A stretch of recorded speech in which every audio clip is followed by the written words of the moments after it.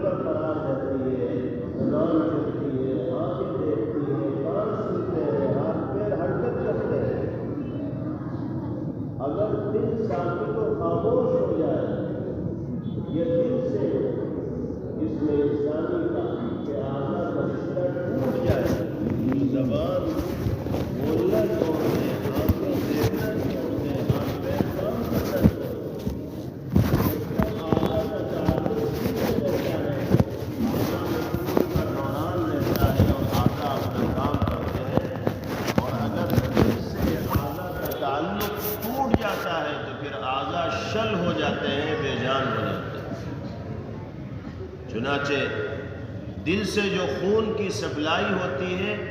اس میں اگر کبھی کہیں کوئی کمزوری آ جاتی ہے تو اس کا سیدھا اثر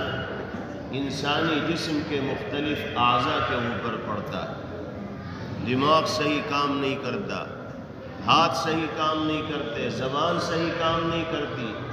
ذرا سا خون کا جو پریشر ہے وہ کم یا زیادہ ہو جائے تو انسان جسمانی اعتبار سے مرض کے اندر اور روگ کے اندر مبتلا ہو جاتا ہے۔ جو حیثیت انسانی جسم میں دل کی ہے اور جو جڑاؤ اعضاء جسم انسانی کا دل کے ساتھ ہے، بالکل وہی حیثیت اسلامی سماج و معاشرے میں مساجد کی اور اللہ کے گھروں کی ہے۔ اگر ہمارا اور آپ کا رشتہ مسجدوں سے مضبوط و مستحکم رہے گا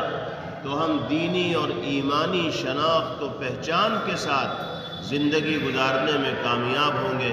اور اگر مسجدوں سے ہمارا یا ہماری نسلوں کا یا نوجوان بھائیوں کا رشتہ ٹوٹ گیا یا کمزور ہو گیا تو اس کا سیدھا اثر ہماری دینی، ایمانی اور اسلامی زندگی کے اوپر پڑے گا۔ ہم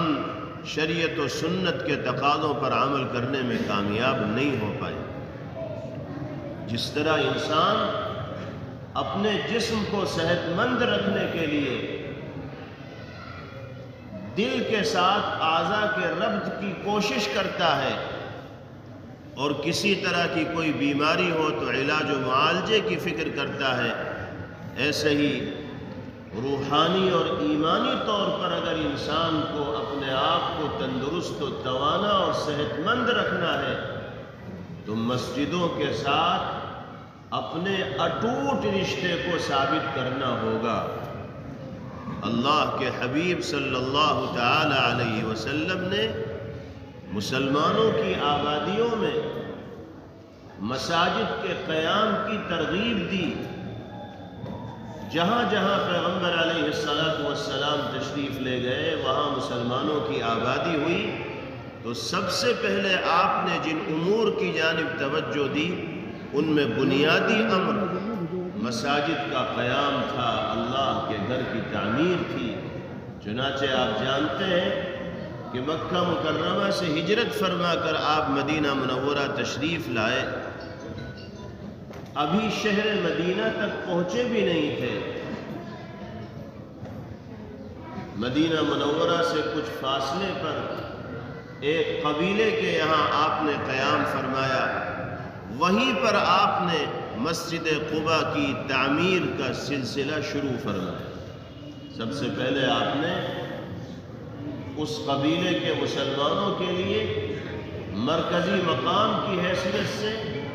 مسجد کی تعمیر کا آغاز فرمایا، پھر مدینہ منورہ تشریف لائے تو سب سے پہلی فکر آپ نے مسجد نبوی کی تعمیر کی فرمایا۔ جہاں جہاں صحابہ کرام رضوان اللہ علیہم اجمعین گئے انہوں نے قیام مساجد کی فکر کی،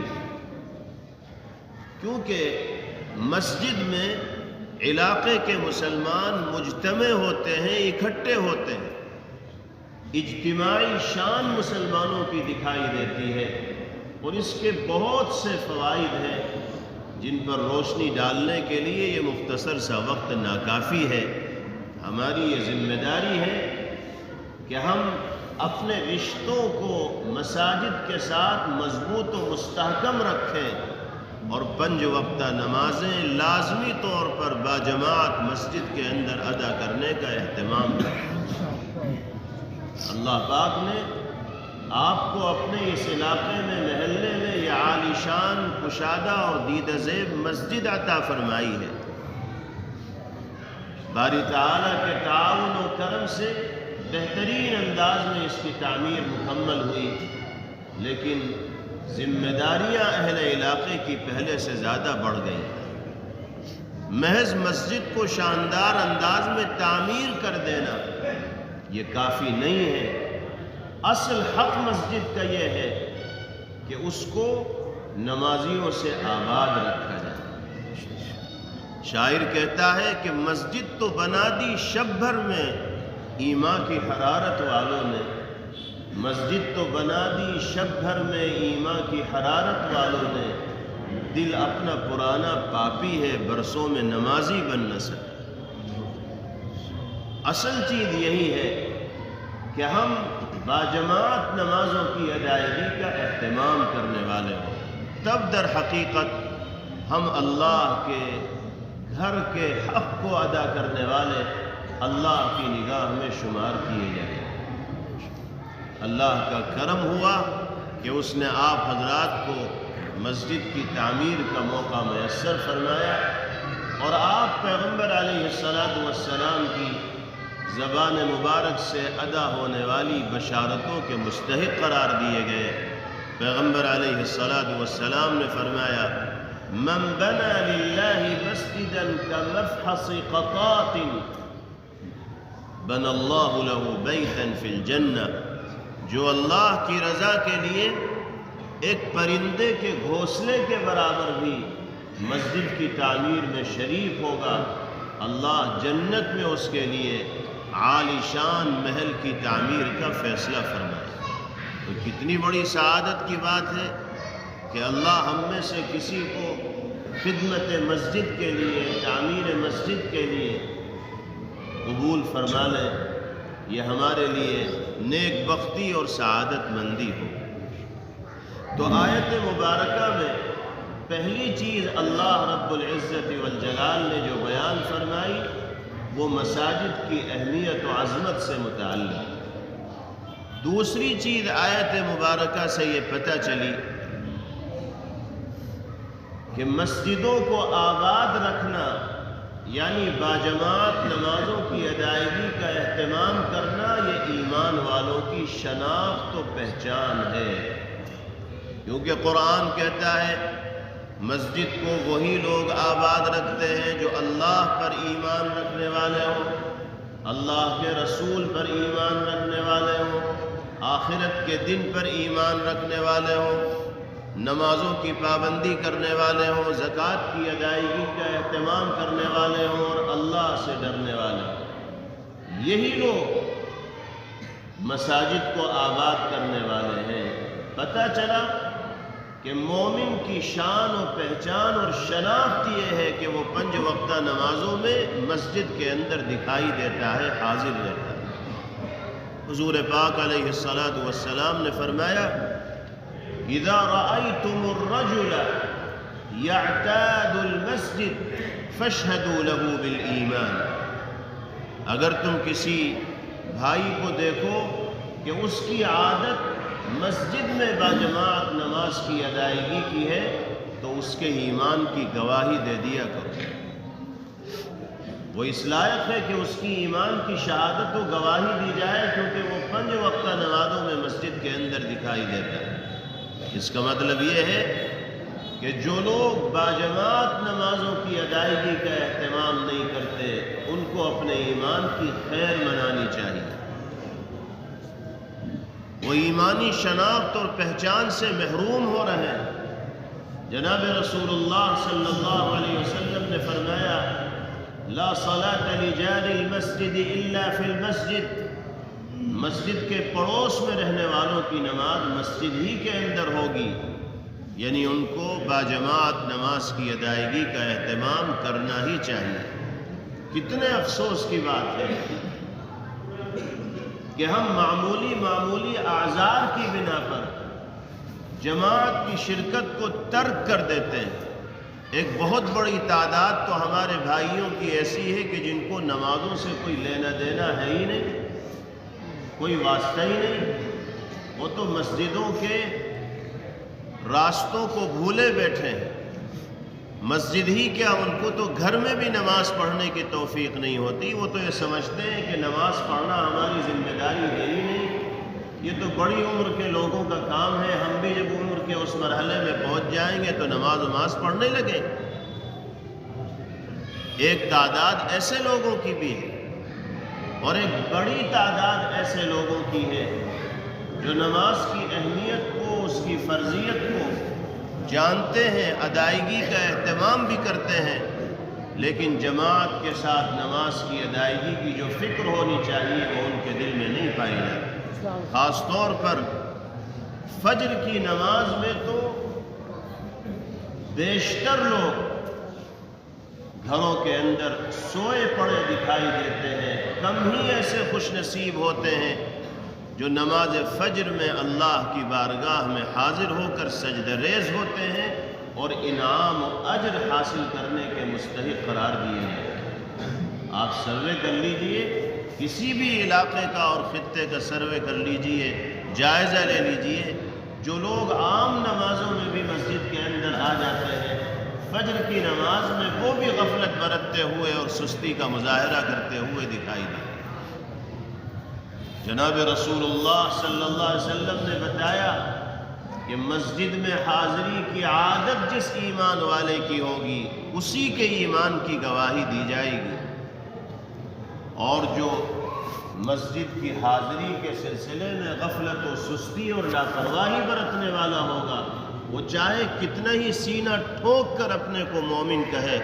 لیکن اللہ کے حبیب کی زبان میں اس کے ایمان کی شہادت و گواہی نہیں دی جائے۔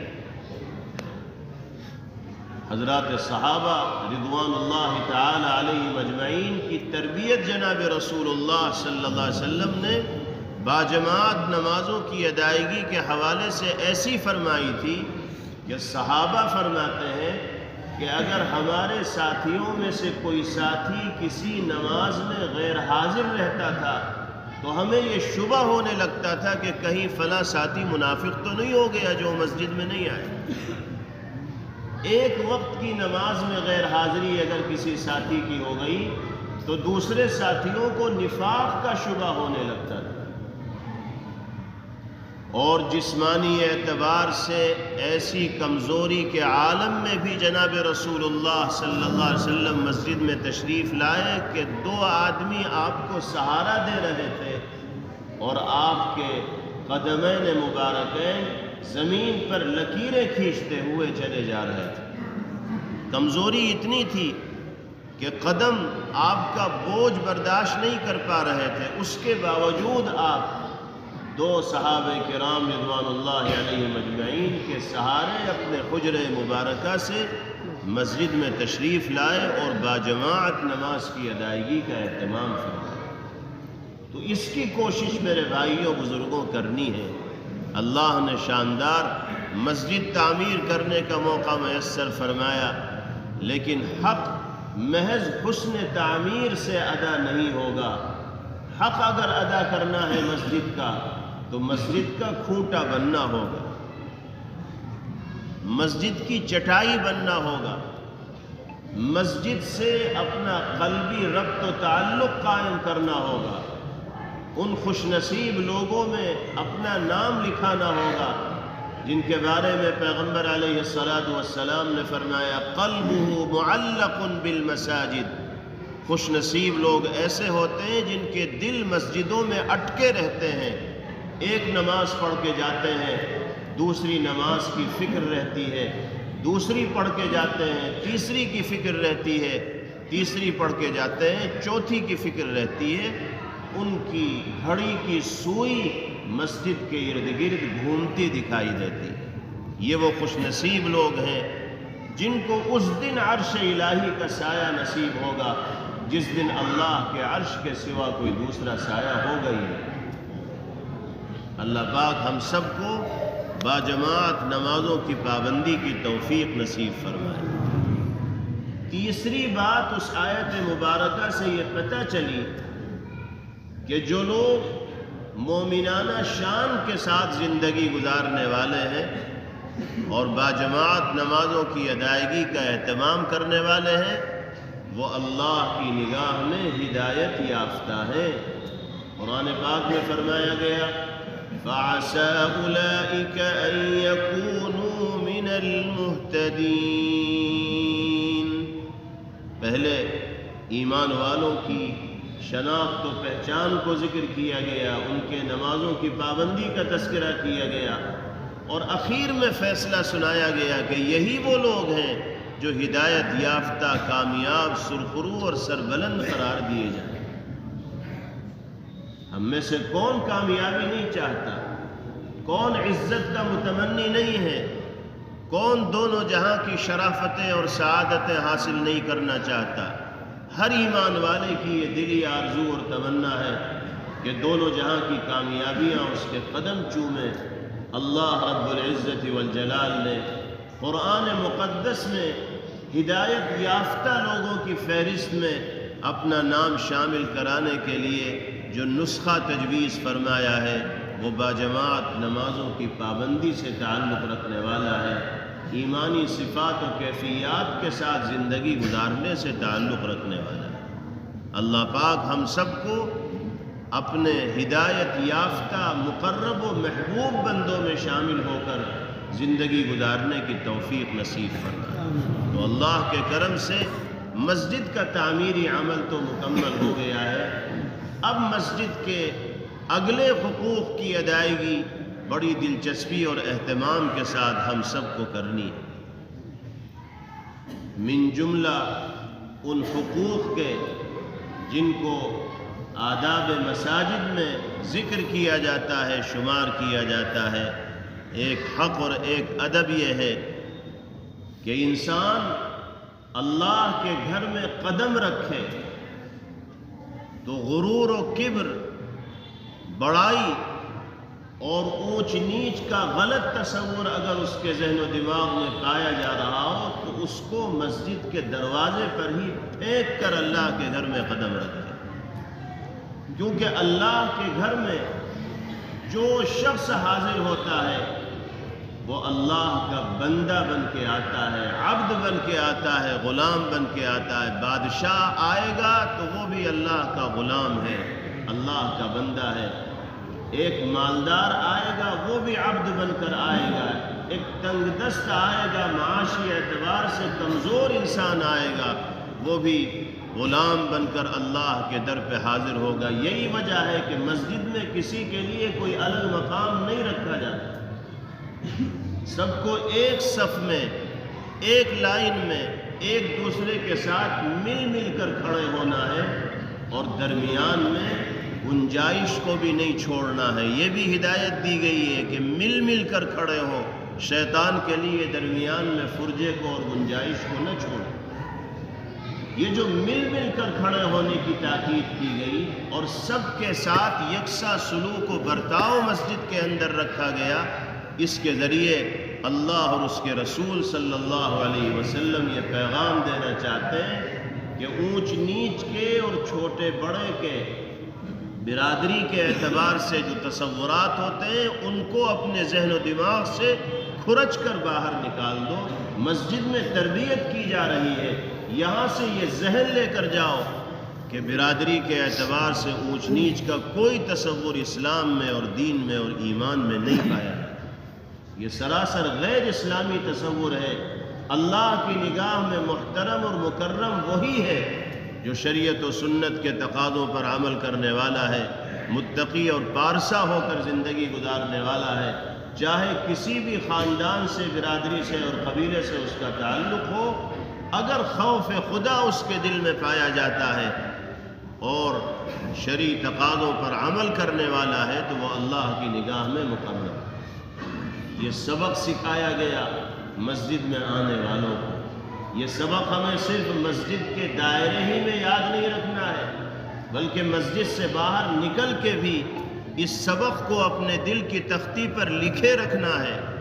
اور اس کا جائزہ لیتے رہنا ہے۔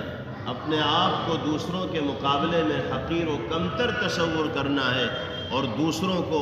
اپنے مقابلے میں رتبے اور درجے کے اعتبار سے بڑا تصور کرنا ہے۔ یہ مزاج اگر انسان کا ہوگا تو اس کی زندگی بھی اطمینان و سکون کے ساتھ گزرے گی اور آخرت میں بھی سرفرازی اور سربلندی اس کا مقدر بنے۔ اسی طرح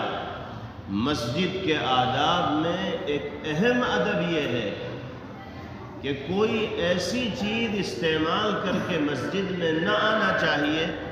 جس کی وجہ سے منہ سے یا جسم سے بو آ رہی۔ نبی کریم علیہ الصلاۃ والسلام نے فرمایا من اکل ثوما او بصلا فلا یقربن مسجدنا،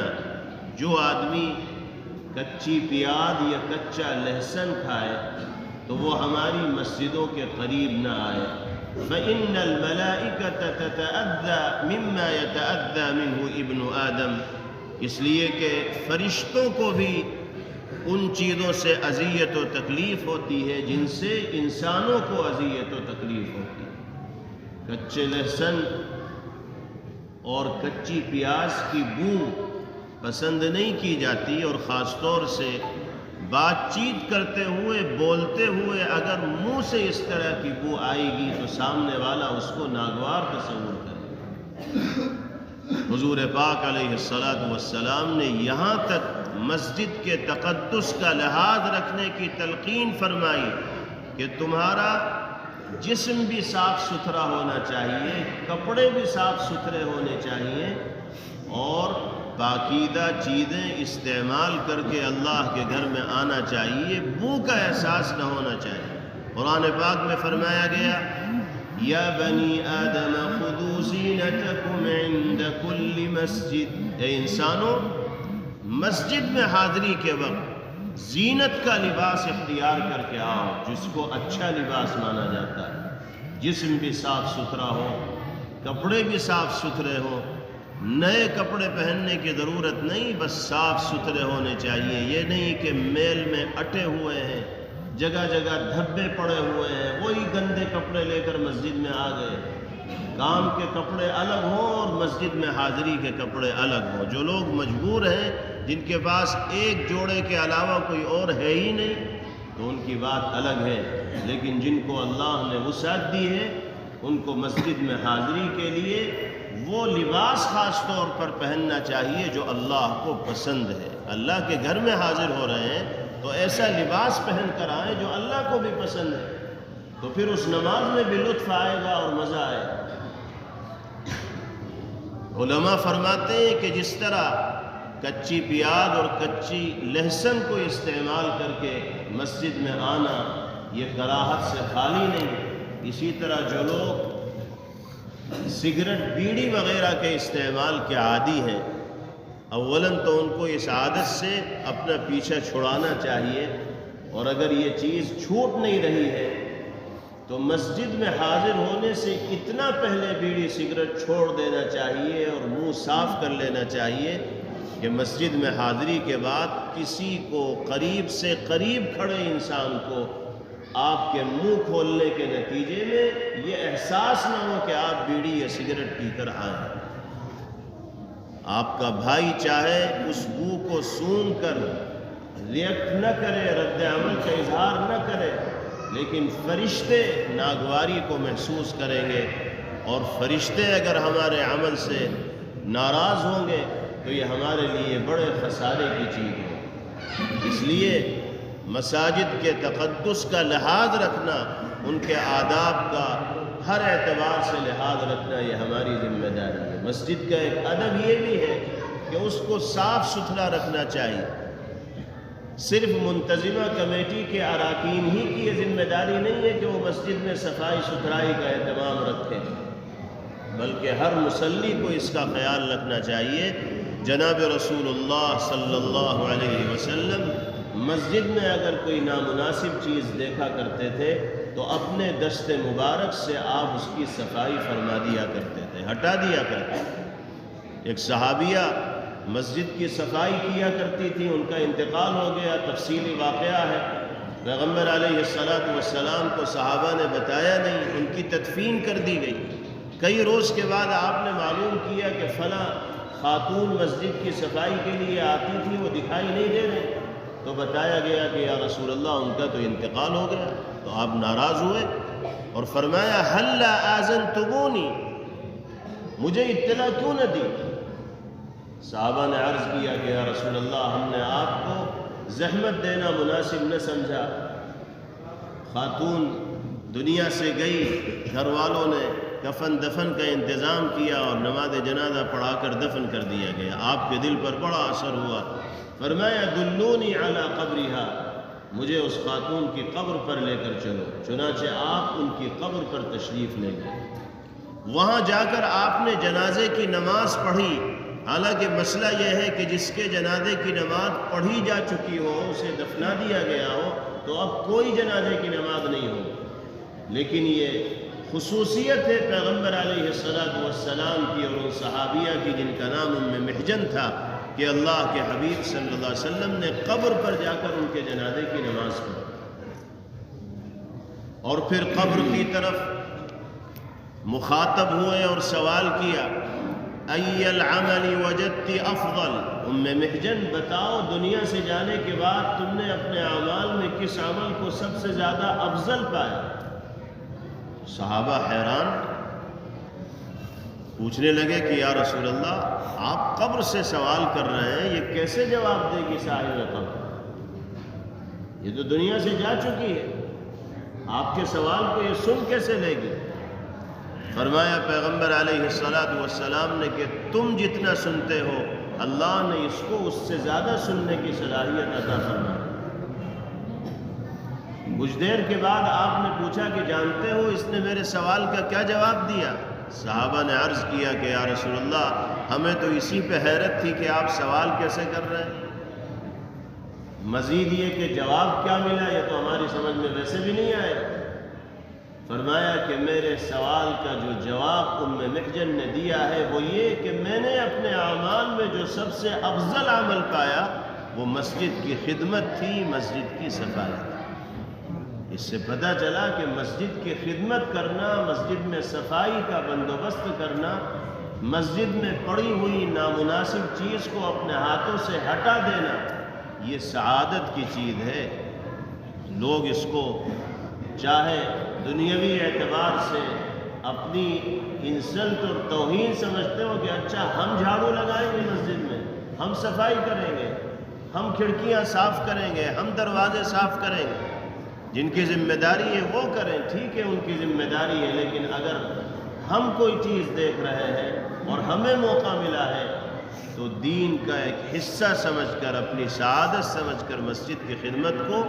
انجام دینا چاہیے۔ بہرحال یہ تمام وہ چیزیں ہیں جن کو حضرات علماء کرام نے احادیث طیبہ کی روشنی میں مساجد کے آداب میں ذکر فرمایا ہے، ہمیں ان آداب کا لحاظ رکھنا چاہیے۔ ایک بنیادی ادب یہ بھی ہے کہ مسجد میں صرف نماز پڑھنے کے لیے آئیں، ضروریات سے گھر میں فارغ ہوں، یہ ادب ہے۔ مسجد میں ضروریات کے لیے جو استنجے خانے بنائے جاتے ہیں یا وضو خانہ بنایا جاتا ہے وہ در حقیقت مسافروں کے لیے ہوتا ہے، دور دراز سے آنے والے لوگوں کے لیے ہوتا ہے۔ اہل محلے کی تو یہ ذمہ داری ہے کہ وہ اپنے گھر میں ضرورت سے فارغ ہو کر باوضو ہو کر مسجد میں آئیں۔ ہاں کوئی گھر سے باوضو ہو کے چلا ہے، راستے میں پھر حدث لاحق ہو گیا، وضو کی ضرورت پیش آ گئی، ٹھیک ہے مسجد کے وضو خانے کو استعمال کریں، لیکن ہمارے یہاں بہت سی جگہ تو ایسا مزاج بن گیا ہے کہ گھر کے غسل خانوں میں نہاتے نہیں اور بالٹی لے کے مسجد کے غسل خانوں کی طرف آ جاتے ہیں۔ یہاں گرم پانی ملتا ہے، دوسرے انتظامات ملتے ہیں، وہ سب گھر کے اندر ہوتے نہیں، گھر میں وضو کی توفیق ہوتی نہیں، مسجد کے وضو خانے میں وضو کریں گے، ٹھیک ہے کر سکتے ہیں، انتظام ہے آپ کے لیے، لیکن ادب یہ ہے، بہتر یہ ہے کہ اپنے گھر میں وضو کیا جائے، وہی ضروریات سے فارغ ہونا، کیونکہ حدیث پاک میں فرمایا گیا من تطہر فی بیتہ، جس آدمی نے اپنے گھر میں طہارت و پاکی حاصل کی پھر وہ مسجد میں نماز کی ادائیگی کے لیے چلا تو ہر قدم پر اللہ اس کے گناہ کو معاف فرمائیں گے اور درجے کو بلند فرمائیں گے۔ یہ جو انعام ہے یہ ہمیں اسی وقت ملے گا جب ہم گھر سے وضو کر کے آئیں گے، اور مسجد کے وضو خانے میں اگر آ کے وضو کریں گے تو اس انعام کے حقدار ہم نہیں ہوں گے۔ یہ تو بڑا عظیم انعام ہے، دنیا میں ہمیں چاہے اس انعام کی اہمیت کا اندازہ نہ ہو، لیکن جب یہ آنکھیں بند ہوں گی تو ایک ایک درجے کی بلندی کتنی قیمتی ہوگی اور ایک ایک حسنہ اور نیکی کا کیا مقام ہوگا دنیا میں، اس کا اندازہ نہیں لگایا جا سکتا۔ اس لیے محلے کے تمام لوگوں کو اس کا اہتمام کرنا چاہیے کہ گھر ہی میں ضروریات سے فارغ ہو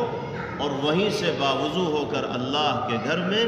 عبادت کی نیت سے حاضر ہونے کے لیے آئیں۔ جب انسان وضو کر کے مسجد کی طرف چلتا ہے اور نماز سے پہلے آ کر مسجد میں بیٹھ جاتا ہے تو اللہ کے یہاں اسی وقت سے اس کا شمار نمازیوں میں ہونے لگتا ہے جب سے وہ وضو کر کے چلا تھا، اسی وقت سے اس کا شمار نماز پڑھنے والوں میں ہونے لگتا ہے۔ تو اس کا خیال رکھنا چاہیے۔ اللہ ان آداب کا لحاظ رکھنا ہم سب کے لیے آسان فرمائے۔ اس مسجد کے حقوق کی ادائیگی باری تعالی تمام لوگوں کے لیے سہل فرمائے، آسان فرمائے۔ ہم سب کو اپنی دینی اور ایمانی ذمہ داریوں کی ادائیگی کی توفیق نصیب فرمائے۔ میں مبارکباد پیش کرتا ہوں مسجد کی منتظمہ کمیٹی کے اراکین و ذمہ داران کو